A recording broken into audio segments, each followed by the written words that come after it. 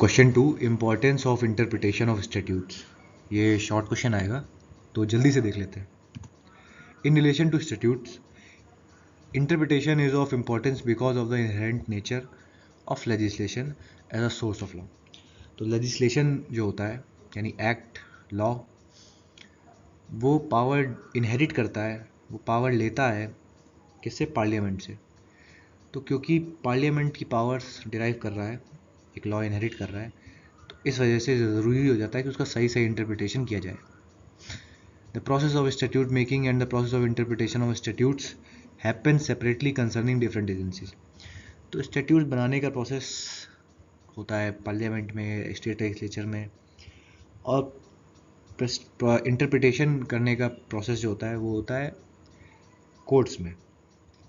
तो इसलिए दोनों अलग अलग एजेंसीज इन्वॉल्व होती हैं, इसलिए सही सही इंटरप्रिटेशन का ज़रूरी होता है, क्योंकि दोनों दो अलग अलग एजेंसीज में अलग अलग टाइम पे ये बन रहा है और उसका कुछ गलत मतलब ना निकल जाए, इसलिए when the language of a statute is clear and precise, then there is no need for interpretation.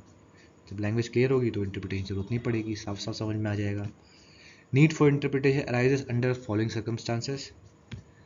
Words used in a statute may convey more than one meaning as in different context. Words may mean different thing.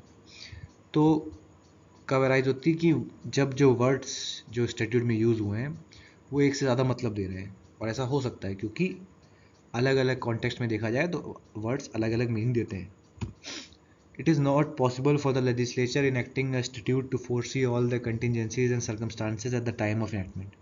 तो जब legislature कानून बनाती है, statute enact करती है, उस वक्त पे ये पॉसिबल नहीं होता कि तभी सब प्रिडिक्ट कर लेना कि आगे क्या क्या मुसीबतें आने वाली हैं या क्या क्या सिचुएशंस रह गई हैं कवर करना। तो ये सब उस वक्त पे पॉसिबल नहीं होता है कि सब कुछ कवर हो जाए।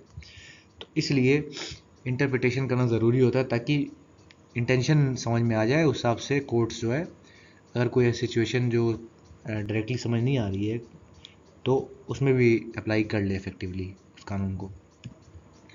To understand intention of legislature behind any enactment to effectively implement the statute to different situation. तो इंटेंशन लेजिस्लेचर का समझने के लिए भी ज़रूरी होता है, इंटरप्रिटेशन की नीड पड़ती है, रूल्स ऑफ इंटरप्रिटेशंस देखते हैं हम लोग, आगे देखेंगे टॉपिक।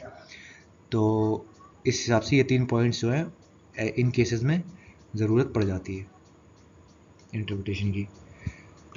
तो ये भी आंसर ख़त्म होता है यहाँ पे, एक पेज से थोड़ा ज़्यादा ही होगा ये answer. Thank you for watching, और अपने क्लासमेट्स के साथ ज़रूर शेयर करें।